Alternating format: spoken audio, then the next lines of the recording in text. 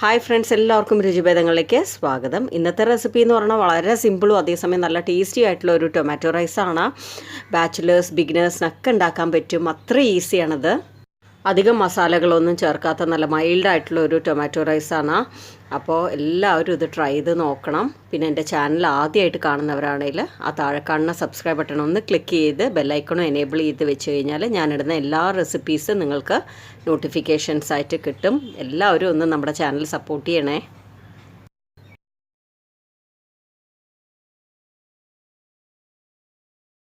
ഞാൻ ചോറ് വേവിക്കാനായിട്ട് വെച്ചിട്ടുണ്ട്. ഞാൻ ഇന്ന് എടുത്തിരിക്കുന്നത് ബസ്മതി അരിയാണ്. നിങ്ങൾക്ക് വേണമെങ്കിൽ ഏത് അരി വേണമെങ്കിലും എടുക്കാം. ജീരകശാല എടുക്കാം, കൈമ റൈസ്, അതേപോലെ തന്നെ നല്ല ഇനം പച്ചരി കൂടെ എടുക്കാം. അരി വേവിക്കണ സമയത്ത് തന്നെ കുറച്ച് ഉപ്പിട്ട് കൊടുത്തിട്ടുണ്ട്. പകുതി വേവിൽ നിർത്തിയിട്ടുണ്ട്. കാരണം നമ്മൾ ഇനി മറ്റേ മസാലയിലൊക്കെ ഇട്ട് ഇളക്കണ സമയത്ത് ഒന്നും കൂടെ വെന്ത് വരും. അത് കാരണം ഈ ഒരു സ്റ്റേജിൽ നിർത്തുകയാണ്. ഒരുപാട് കുഴഞ്ഞു പോവാതെ നോക്കണം. ചോറ് വാർത്ത് തണുക്കാനായി വെച്ചിട്ടുണ്ട്. അതിന് ശേഷം ഒരു ചീഞ്ചട്ടി വെച്ചിട്ട് അതിൽ കുറച്ച് എണ്ണ ഒഴിച്ചിട്ടുണ്ട്. അതിന് ശേഷം നമുക്ക് കടുക് ഇട്ട് കൊടുക്കാം. കടുക് നന്നായിട്ട് പൊട്ടിയ ശേഷം കടലപ്പരിപ്പിടാം, ഉഴുന്നുപരിപ്പ്, പച്ചമുളക്, നീളത്തിലരിഞ്ഞ സവാള, പിന്നെ കുറച്ച് കറിവേപ്പില, ഇതെല്ലാം കൂടെ നന്നായിട്ടൊന്ന് വഴറ്റിയെടുക്കുക. അതിനുശേഷം പൊടിയായി അരിഞ്ഞ വെളുത്തുള്ളി, പൊടിയായി അരിഞ്ഞ ഇഞ്ചി, ഒന്നും കൂടെ എല്ലാം കൂടെ വഴറ്റിയെടുക്കണം.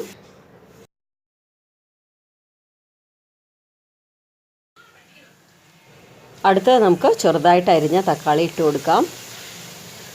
തക്കാളി നന്നായിട്ട് വെന്ത് നല്ല പേസ്റ്റ് ആവണ വരെ നന്നായിട്ട് വഴറ്റിയെടുക്കണം. അതിൻ്റെ പച്ചമണമൊക്കെ പോകണം.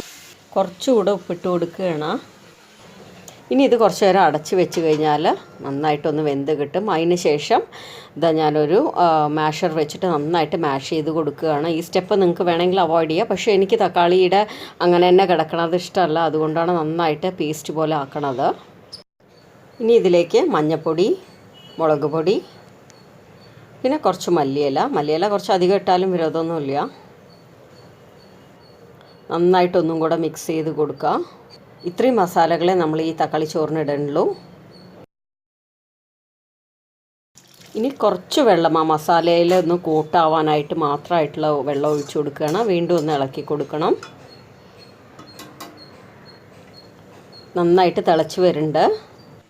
ഇനി നമുക്ക് ചേർക്കേണ്ടത് ചോറ് വേവിച്ചതാണ്. കണ്ടില്ലേ, നല്ല പൊലുപൊലാന്നുണ്ട്. ഇങ്ങനെ വേണം നമ്മൾ ഈ തക്കാളി ചോറിൽ ഇടാനായിട്ട്. ഇപ്പോഴും നമ്മൾ ഈ ചോറ് മസാലകളുടെ ഒപ്പം ഇടുന്ന സമയത്ത് കുറച്ച് കുറച്ചായിട്ട് ഇടുക, ഇളക്കി കൊടുക്കുക. അതിന് ശേഷം അടുത്ത ബാച്ച് ഇട്ട് കൊടുക്കുക. അങ്ങനെ വേണം ചെയ്യാനായിട്ട്. എന്നാലേ എല്ലായിടത്തും നന്നായിട്ട് പിടിച്ചു കിട്ടുള്ളൂ.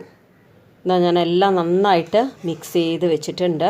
പിന്നെ ഒരു കാര്യം പറയാനുള്ളത്, നമ്മൾ വളരെ പ്രഷറൊന്നും കൊടുക്കാതെ നല്ല ജെൻറ്റിലായിട്ട് വേണം മിക്സ് ചെയ്യാൻ, അല്ലെങ്കിൽ അരിയൊക്കെ പൊടിഞ്ഞു പോവും. ഇനി ഒരു 3 മിനിറ്റ് അടച്ച് വെച്ച് ലോ ഫ്ലെയിമിലിട്ട് വെക്കാം. അതിനുശേഷം തുറന്ന് നോക്കി ഒന്നും കൂടെ നന്നായിട്ട് ഇളക്കിയ ശേഷം ചൂടോടെ തന്നെ സെർവ് ചെയ്യുക. നല്ലൊരു മെഴുക്ക് വരട്ടിയും പിന്നെ സാലഡോ അച്ചാറോ പപ്പടമോ ഒക്കെ ഉണ്ടെങ്കിൽ നല്ല കുശാലായിട്ട് ഉണ്ണാം. ഈ തക്കാളി ചോറിൻ്റെ ഒപ്പം ഞാൻ ഇന്ന് ഉണ്ടാക്കിയിരിക്കുന്ന ബേബി പൊട്ടറ്റോസിൻ്റെ ഒരു റോസ്റ്റാണ്. അപ്പോൾ എല്ലാവരും ഈ ഒരു തക്കാളി ചോറ് ഉണ്ടാക്കി നോക്കണം. നിങ്ങൾക്ക് എല്ലാവർക്കും ഇഷ്ടമാവുമെന്ന് എനിക്ക് ഉറപ്പുണ്ട്. അപ്പോൾ ഈ വീഡിയോ ഇഷ്ടമാവുകയാണെങ്കിൽ ലൈക്ക് ചെയ്യണം, ഷെയർ ചെയ്യണം, കമൻറ്റ് ചെയ്യണം, പിന്നെ സബ്സ്ക്രൈബ് ചെയ്യാൻ മറക്കരുതേ. Thank you all.